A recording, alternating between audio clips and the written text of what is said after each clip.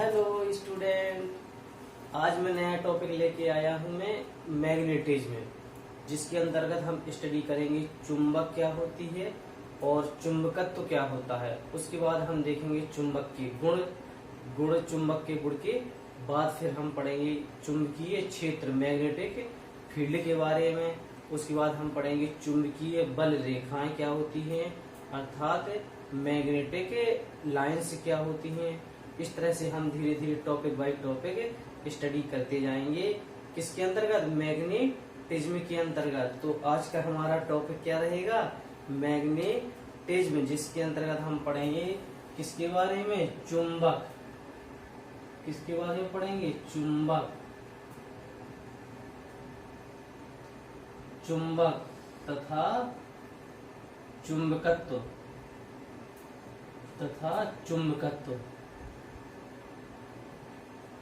चुंबकत्व के बारे में पढ़ेंगे।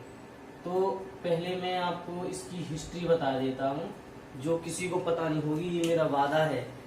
तो मैं आपको बताऊंगा कि ये चुंबक कहाँ से शब्द आया है। तो चुंबक का शब्द आया है ईसा से 600 वर्ष पूर्व मैग्नेशिया नामक स्थान, जो कि हमारी एशिया माइनर में है। मैग्नेशिया नामक स्थान से हमारी मैग्नेट के छोटे छोटे टुकड़े मिले, जो कि क्या कर रहे थे? लोहे के टुकड़ों को अपनी ओर आकर्षित कर रहे थे, जिन्हें नाम दिया गया मैग्नेट। क्या नाम दिया गया? मैग्नेट, जिसको हम हिंदी में बोलते हैं, क्या बोलते हैं? चुंबक। याद रखना, मैग्नेट को हम हिंदी में चुंबक बोलते हैं। तो जी जो हमारे लोहे के छोटे छोटे टुकड़े थे, इनका नाम क्या था? याद है आपको? नहीं होगा। तो इनका नाम था मैग्नेटाइट, जिसका सूत्र क्या होता है? जिसका सूत्र होता है Fe3O4। किसका है ये सूत्र? ये सूत्र है हमारा मैग्नेटाइट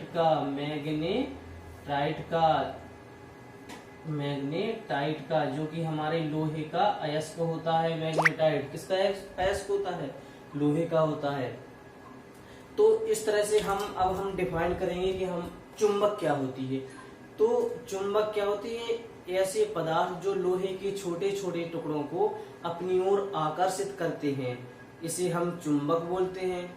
और आकर्षण के इस गुण को हम बोलते हैं चुंबकत्व बोलते हैं। अच्छे से क्लियर कट में याद रखना, ठीक है? ये बहुत कंफ्यूज करता है। अब हम आगे चलते हैं, चुंबक के क्या क्या गुण होते हैं। प्रॉपर्टी ऑफ मैग्नेटिक, ठीक है? तो चुंबक के गुणों में सबसे पहले हम जानते हैं कि चुंबक में ध्रुव कितने होते हैं। तो चुंबक में हमेशा 2 ध्रुव होती हैं। फर्स्ट को हम बोलते हैं नॉर्थ पोल, सेकंड को हम बोलते हैं साउथ पोल। इतना याद रखना, N for north, S for south, ठीक है? ये नॉर्थ पोल और साउथ पोल ये हम आखिर क्यों बोलते हैं? कोई रीजन होगा तभी बोलेंगे, ऐसे नहीं बोलेंगे।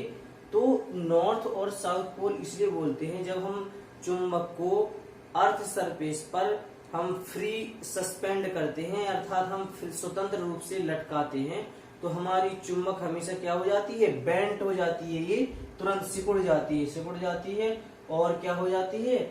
ये नॉर्थ और साउथ हो जाती है। यानी कि इसका जो पार्ट चुंबक का उत्तर की ओर रहता है, उसे हम कहते हैं उत्तरी ध्रुव, और जो भाग हमारा चुंबक का दक्षिणी की ओर रहता है, उसे हम बोलते हैं दक्षिणी ध्रुव, अर्थात नॉर्थ पोल और साउथ पोल बोलते हैं। अगली प्रॉपर्टी क्या है कि जो नॉर्थ पोल और साउथ पोल पर जो हमारा चुंबकत्व होता है, वो बहुत ज्यादा होता है। यहाँ पर बहुत ज्यादा होता है और बीच में क्या धीरे धीरे कम होता जाता है, और मिडिल पॉइंट पर चुंबकत्व क्या हो जाता है? बहुत ही नेग्लिजिबल हो जाता है, बहुत ही कम होता है। तो इस तरह से हम कह सकते हैं कि ध्रुवों पर, यानी कि नॉर्थ पोल और साउथ पोल पर चुंबकत्व का गुण बहुत ज्यादा होता है, और मिडिल पॉइंट पर 0 होता है। अगली प्रॉपर्टी हमारी क्या है कि अगर हम चुंबक को हम क्या कर देंगे, ये कई पार्ट में छोटे छोटे चुंबकों में तोड़ देंगे, तब भी हमारे 2 ही ध्रुव रहेंगे। कितने ध्रुव रहेंगे? 2 ध्रुव। याद रखना, चुंबक को तोड़ेंगे तो कितने ध्रुव रहेंगे? 2 ध्रुव रहेंगे। याद रखना, क्योंकि इसमें चुंबक में मोनोपोल डज नॉट एग्जिस्ट, इसमें मोनोपोल एग्जिस्ट नहीं करता, अर्थात एक ध्रुव होता ही नहीं है, होंगे तो हमेशा दो ही ध्रुव होंगे, उनमें नॉर्थ पोल और साउथ पोल रहेंगे। अगली प्रॉपर्टी हमारी ये है कि जो नॉर्थ पोल होता है वो अगर हम नॉर्थ पोल के पास नॉर्थ पोल को ले जाएं, अर्थात उत्तरी ध्रुव के पास उत्तरी ध्रुव को ले जाएंगे, तो ये क्या करता है, हमेशा रिपेल करता है, प्रतिकर्षित करता है। जैसे हम लोग आवेश सेम आवेश को एक दूसरे के पास लाते थे तो वो क्या करते थे, तुरंत रिपेल कर देते थे, प्रतिकर्षित करते थे। सेम उसी तरह से कंडीशन यहाँ पर भी है कि अगर हम नॉर्थ पोल के पास दूसरी चुंबक का नॉर्थ पोल लाते हैं तो उसको क्या कर देता है, रिपेल कर देता है, प्रतिकर्षित कर देता है। इसी तरह से हम अगर साउथ पोल को लाएंगे साउथ पोल के पास तो वो भी रिपेल करता है, प्रतिकर्षित करता है। बट अपोजिट अगर हम लाएंगे, अगर हम नॉर्थ पोल के पास हम साउथ पोल को लाएंगे तो ये क्या करता है, आकर्षित करता है। इसी तरह से हम साउथ पोल के पास अगर हम नॉर्थ पोल को लाएंगे तो भी ये क्या करेगा, आकर्षित करेगा। इन सब के बीच की जो रिलेटिव मोशन होगी उसका हम स्टडी करेंगे फैराडे लॉ में। वहां जब हमारी प्रेरित धारा उत्पन्न होती है तो वहां पर और क्लियर से बातों ही बातों में, चुटकी में आप लोगों को समझ में आ जाएगा, ये मेरा वादा है। तो यहाँ हमने चुंबक के गुणों के बारे में पढ़ लिया कि चुंबक के गुण क्या होते हैं, ठीक है। अब हम आगे जानेंगे कि चुंबकीय क्षेत्र क्या होता है, मैग्नेटिक फील्ड क्या होती है। तो चुंबकीय क्षेत्र, जो हमारा चुंबकीय क्षेत्र होता है उसको हम कई तरीके से हम डिफाइन कर सकते हैं। चुंबकीय क्षेत्र को हम कई तरह से हम डिफाइन कर सकते हैं चुंबकीय क्षेत्र को। जैसे हम कह सकते हैं कि चुंबक के पास जब हम चुंबकीय सुई को ले आएंगे तो वो जहां जहां पर अपना प्रभाव दर्शाएगी या जहां जहां पर वो विक्षेपित होगी तो वहां पर क्या होगा, उस पर एक, वो क्यों विक्षेपित हो रही है, उस पर एक बल लग रहा है, ठीक। तो जितने क्षेत्र में इस पे बल लगेगा तो उसे ही हम बोलते हैं चुंबकीय क्षेत्र। या हम और आसान भाषा में कहें तो किसी चुंबक के पास जब किसी चालक को ले जाते हैं तो वो एक बल का अनुभव करता है, इसी बल को हम बोलते हैं चुंबकीय क्षेत्र। अब अगर हमको चुंबकीय क्षेत्र का सूत्र निकालना है कि सूत्र क्या होता है तो इसके सूत्र 2-3 होते हैं, ठीक है। जो मेन है यहाँ पर सूत्र हम लिखे दे रहे हैं वो हमारा होता है, क्या होता है, यहाँ से बनता है F बराबर ILB, और हम यहाँ निकाल सकते हैं B बराबर F upon I into L।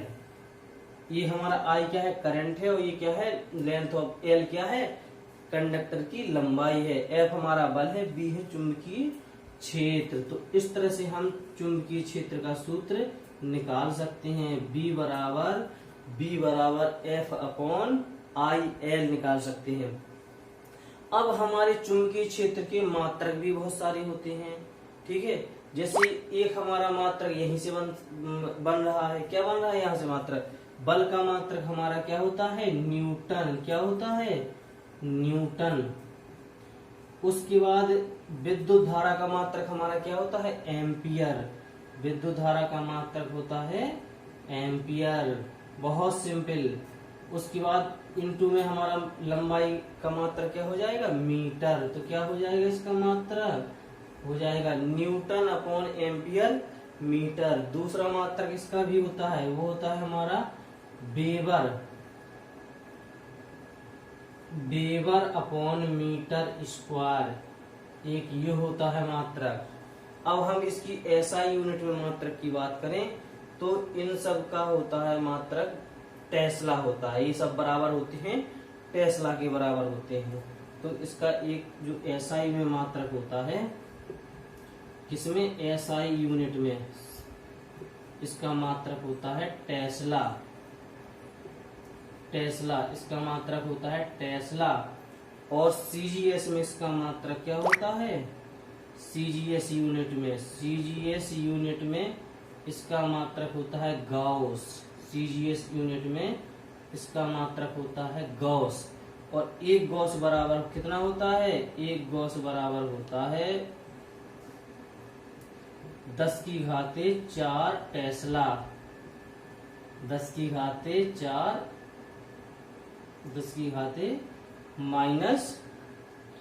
-10⁻⁴ Tesla होता है, ठीक है ना। तो यहाँ हमने इतनी स्टडी की। क्या क्या स्टडी की? चुंबकत्व के बारे में पढ़ा, चुंबक के बारे में पढ़ा, चुंबक की प्रॉपर्टी के बारे में पढ़ा, उसके बाद चुंबकीय क्षेत्र क्या होता है, मैग्नेटिक फील्ड क्या होती है और उसका फार्मूला क्या होता है और उसकी यूनिट क्या होती है। तो आप लोग याद रखिएगा, मैग्नेटिक फील्ड की यूनिट क्या होती है? Newton upon ampere into metre. दूसरी होती है वेबर अपॉन मीटर स्क्वायर। तीसरी होती है इसकी टेस्ला, जो कि एसआई होती है, एसआई पद्धति में। और चौथा होता है इसका मात्रक गॉस। गॉस क्या होता है? चौथा गॉस, सीजीएस पद्धति में। तो इस तरह से मात्रक आप लोग मत भूल जाइएगा इसका। एसआई यूनिट में टेस्ला, एसआई यूनिट में क्या मात्रक होता है? टेस्ला। एसआई यूनिट में क्या मात्रक होता है? टेस्ला। टेस्ला को मत भूलना, टेस्ला याद रखना, ये बहुत इंपॉर्टेंट है, बहुत बार परीक्षाओं में आया है। अगर आपको मेरा वीडियो पसंद आए तो लाइक, सब्सक्राइब और शेयर जरूर करें। Thank you.